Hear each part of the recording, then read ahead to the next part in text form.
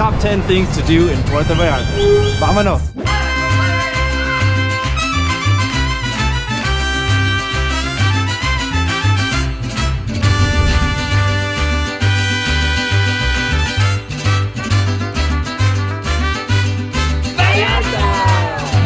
Hey, hola amigos.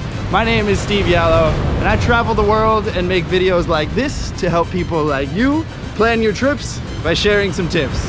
I've been here in the city of Puerto Vallarta for almost 2 months, so I've learned a lot, and in this video I want to share some of my favorite things to do around here, starting with where I am right now. In my opinion, one of the best things to do when you first arrive in a new place is to simply walk around and explore the area. And here in this city, one of the best places to do that is right here on El Malecón.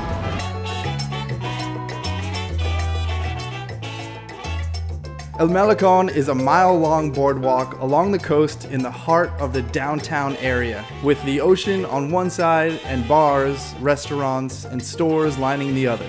Puerto Vallarta is known as an artistic city, and the biggest free open-air art gallery is right here on El Malecón, with tons of different art pieces and over a dozen interesting statues. Walk around and you'll find local vendors selling a variety of handmade goods and plenty of typical Mexican snacks. El Malecón is nice and it's a must-do when visiting Puerto Vallarta, but it's also worth taking a turn off some of the side streets, bringing us to number 2 on this list. Explore Centro and Zona Romantica, also referred to as Downtown and Old Town.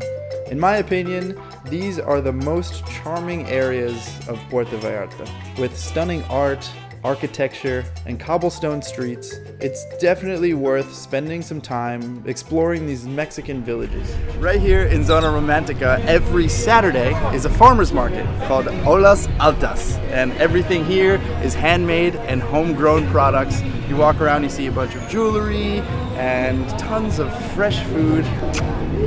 Delicioso.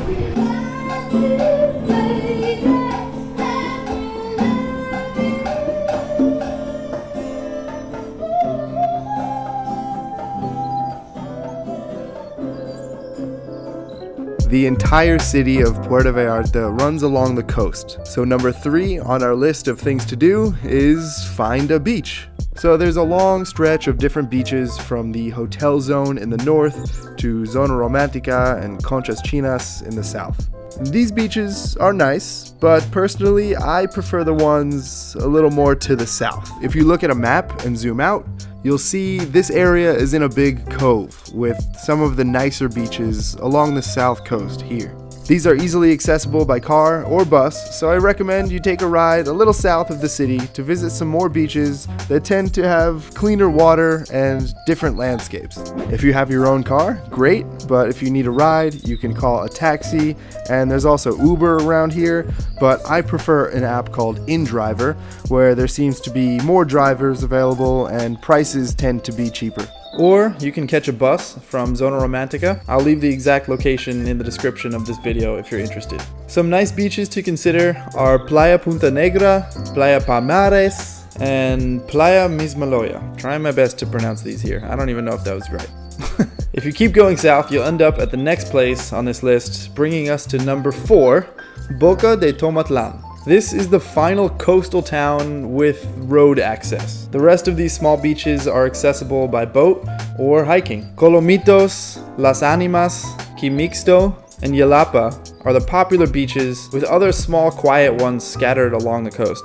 There are tour companies that organize boat rides directly from Puerto Vallarta, but of course the most convenient options are the most expensive. A boat trip directly from Zona Romantica is 380 pesos per person, and that's round trip ticket. Okay. When a public boat or water taxi, locals call this a panga, from Boca de Tomatlan can be as low as 50 pesos per person one way. And there are a lot of restaurants at these beaches. Like when I went to Las Animas, we ate at a restaurant, and since we spent money there, they offered us a free ride back to Boca de Tomatlan. And if you're up for an adventure, it's completely free to walk. Starting at Boca de Tomatlan, it's about 40 minutes to walk to the first small beach called Colomitos. This beach is beautiful, but as you can see, it's getting pretty crowded. which it makes sense because this is a beautiful place. And it's also Saturday, so I get it. But now we're gonna go continue our hike up there somewhere along the coastline.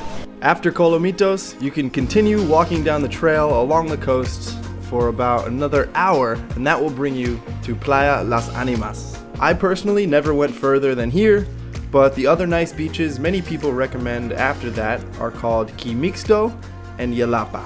But now I have something to look forward to when I come back. And if hiking is your thing, I have another great recommendation for you at number 5 on our list, Palo Maria. This is a lovely nature hike through the jungle to a beautiful set of waterfalls. It takes about 45 minutes to reach the first waterfall, which is nice, but if you're feeling adventurous, you can follow the path up the wall to the left for access to another waterfall above. The entrance to this hike is across the street from a hotel called Garza Blanca. If you want the public transportation option, it's the same bus that goes to Boca de Tomatlan. Just tell the driver you want to get off at Garza Blanca. I actually made an entire video about this hike, so if you want to see that, I'll leave a link in the description. So I understand hikes like that are not for everybody, especially climbing up that crazy wall to get to the other waterfall. But I hear there's an urban hike you can do here in Puerto Vallarta. Not really as much of a hike, but a viewpoint. So I have actually been here in the city for almost 2 months, and I'm leaving tomorrow. This is my last day here. So it's time I go find this viewpoint, the next thing on our list. A lot of the streets here in Centro, when you get closer to the hillside, since there is a big incline, they have just walking paths, but they make them look so beautiful with the different stair designs of the stairs, and then all the plants that they have in between in the trees to give you some shade. Beautiful. It's gorgeous. Yeah, this is a huge incline, but that's level, and that's the road. Steep. Here we go. And here's the entrance. This guy's helmet just rolled down the whole hill. This is where the stairs start, and there is a paved path where you can take a bike up. Okay, so this is where the path ends, where the road ends, and it's only stairs from here.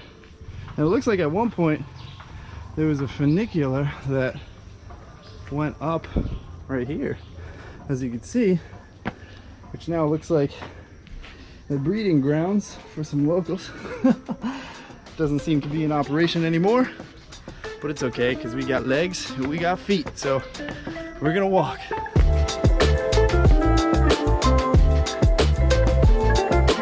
Whew. Well, I've heard many people recommend you come here in the early morning or in the evening, so it's not so hot when the sun isn't directly overhead like it is now. And now I understand, because there are many steps, but it's not too long. I'm almost there already.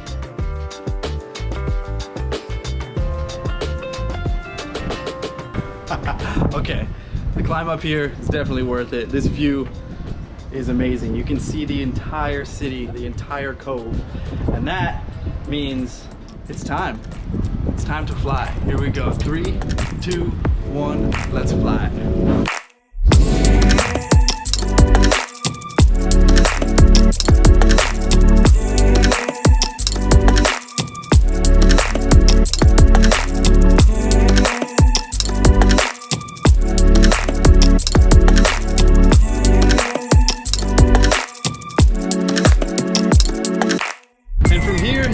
See all of the places I've recommended so far. So starting in the north over there, you have the marina, which I haven't mentioned, and then the hotel zone. And then coming a little closer this way, you have a town called Cinco de Diciembre. And then right here is downtown, El Centro. So the Malecón is right on the other side, right on the shore. And then if you keep walking right over Rio Quale, the river right here, is Zona Romantica. And then right over here are all the beaches that I recommended, like Colomitos, Las Animas, Yelapa. And right there, I don't know if you can see it, are Los Arcos. And that's where I went paddleboarding. And I don't think I've told you about paddleboarding yet. Well, now's a great time to talk about paddleboarding. To the south of the city, there's a group of beautiful granite islands that protrude from the sea called Los Arcos. Not to get confused with Los Arcos Malecón, those are some decorative arches on the Malecón. Los Arcos de Mismaloya are these huge rocks jetting out of the water. This area is a protected wildlife and marine refuge. It's illegal to disturb the birds, damage the reef, and fish in the area around Los Arcos. That's why marine life is abundant over here. These rock islands are fascinating. They're huge and just these cliffs jetting out of the water. And most of them have, well, they're called Los Arcos because they're arches and they have caves that you can go in and through to the other side. If you want to get a nice tour of this area, there's a family-owned and locally operated eco-adventure company called Paddle Zone. I went for a sunrise session and it was awesome. They provide paddle boards or kayaks, a local guide to share information about the area, and even snorkel gear if you want to jump in the water and swim around. It was a bit cloudy when I went since it was during the summer in the peak of rainy season, but it was still an amazing experience to be out here nice and early, before the crowds of other tours. If you're interested, look up Paddle Zone Puerto Vallarta for more information. Now, after all that activity, it's time to fuel up. The next thing on the list is to eat. There are so many places around the city. I could spend an hour talking about food, and it's impossible for me to recommend the best restaurants, but I do have a list of my personal favorites. I made a custom Google map with all of the restaurants, cafes, and street food places that I loved. I even left a little comment on each of them with a quick description so you can see which ones are most interesting to you. But just to quickly highlight some of the great places, let's start with the street food. I had some delicious fish tacos from this place called Marisma. It's run by local women and everything is so fresh. Another small local place for some great quesadillas is called Tacos El Cuñado. It's on the corner of Olas Altas and the street with the pier that has the big iconic monument. This was actually the first place I ate when I arrived in the city, and I went back many times. If you eat meat, try the quesadillas. Right next to this place, toward the main street, is another local vendor that's not even on Google Maps, but they have some amazing burritos. Some of the best tacos al pastor I had that was actually in a restaurant was here in this trendy place called Zona. Oh my goodness. It was so good.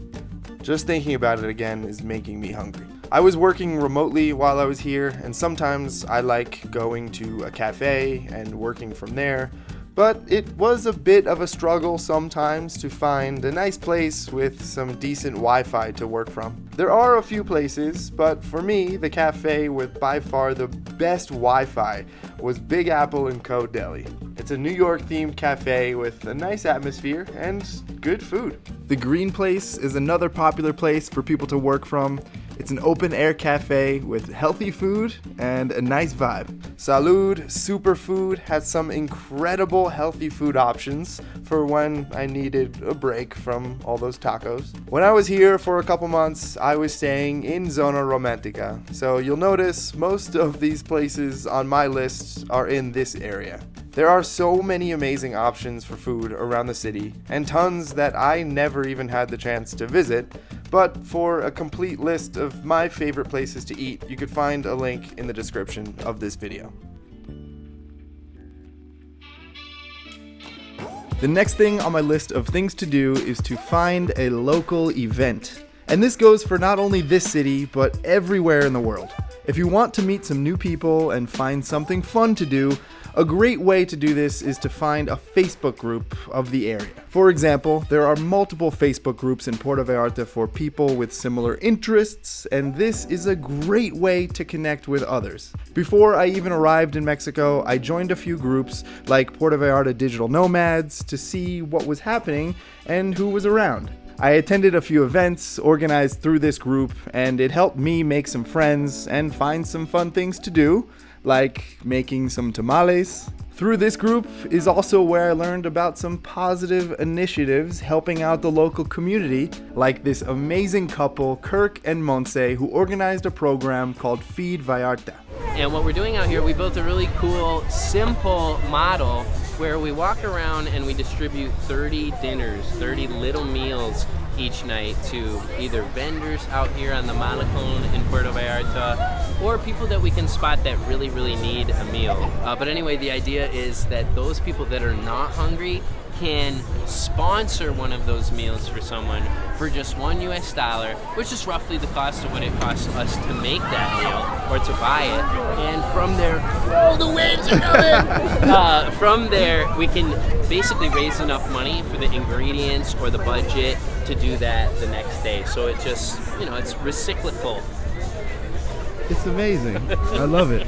And on top of this Feed Vallarta initiative, Kirk and Monse have also been building another awesome program to support local entrepreneurs. So the idea is pretty cool. We try to build these teams of 15 people to surround one entrepreneur in the developing world, and those 15 people each commit $1 a day, and they're on a team, and that team fuels that entrepreneur's success, allows them to transcend beyond poverty because they basically get a privately funded universal income of 300 pesos to start each day. So they literally never have to worry about how am I going to make enough money to eat today, or how am I going to pay the rent. They have enough for the basics so that they can then go off and invest in their business and grow their own riqueza, which is wealth. So far, we've covered 9 things to do around Puerto Vallarta, but there's still so many other incredible things to experience and more places to visit. I do have some honorable mentions, but first, for the final thing on this list, I want to hear from you. If you've been here before, let me know what's your favorite thing to do in Puerto Vallarta. What did I miss? Leave a comment below. And if you haven't been here yet, but you've been doing some research and planning, here's a great opportunity to check the comments and see what others think. Okay, so let's get into my honorable mentions that did not make this list. About an hour north of the city, you'll find 2 small, beautiful beach towns, one called Sayulita, another called San Pancho. These are much smaller, much more quiet, beautiful beaches, and it's very popular for surfing. If you have a car, you can drive here yourself, or there's a bus that departs from the city at this location called Berlin y Avenida Francia. I personally love nature and hiking. That's why I mentioned those hikes to Las Animas and also Palo Maria, but I found another really cool one called El Salto Waterfall, and the reason I didn't put it in this list is because it was a little difficult to find. I actually made a local friend who's from the city who brought me and a few other people there. So this is Antonio. Hola Antonio. Hola amigo. ¿Cómo estás? Bien, ¿y tú? Muy bien. And Antonio is the one who organized this. You were mentioning a little bit about what you do for work. So we started a company back in the 2018, and we provide transportation services from the airport. Nice. And different kind of destination service. So once people get here, they like to drive around, so we take them around PV, some tequila distilleries. Nice. Sometimes they want to go places like Sayulita, Bucerias, San Pancho. We always say, in a joke, but it's true, like, as long as it's legal, we'll help you. Awesome. So if anyone's watching this right now and planning on coming to Puerto Vallarta, need some help with either driving or, like you said, anything as long as it's legal, you can hit him up. Do you have social media? Where can people find you? Yeah, we are in TripAdvisor, Instagram, Facebook. You can Google us. The company is called Vallarta Vamanos. Vallarta Vamanos. The background is pink and the letters are golden, like a sunset. Cool. Pink sunset. Another really popular thing for tourists that I never had the chance to experience was visiting Islas Marietas, or Marietas Islands. It's a small pair of uninhabited islands, which is another protected marine life sanctuary with a picturesque hidden beach. There are so many different companies that organize tour packages and day trips there on a boat. And speaking of boats, another popular activity in this bay is to go whale watching. Typically in the winter season, from the beginning of December to the end of March is when the whales tend to migrate in this area. And again, there are tour packages available to bring you out there. I never did that because when I went, it was off season. I was there during the summer.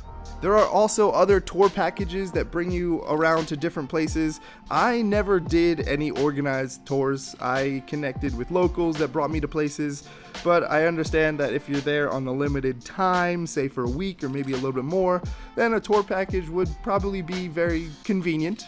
And you could find tons of companies that offer tour packages if you just walk on the Malecón, or if you stay in a hotel, I'm sure they have ways to organize that for you. And the last thing I want to mention is completely free. Just go outside in the evening and watch the sunset. In Puerto Vallarta, I've seen some of the most incredible sunsets that I've ever seen, and it's just so beautiful. Walk down to the beach, go near the shore, enjoy the scenery, it's so peaceful. I do also just want to mention that I made another video. If you're interested, I walked up and down the Malecón and set a challenge for myself to say yes to every street vendor that asked me to buy something. It was a pretty fun day and I got a lot of interesting things, so you can go check that out if you want to see that. And that brings us to the end of this video, so if you're still watching, thank you. Please leave a like and drop a comment. I really appreciate it, and I will see you in the next one. Peace.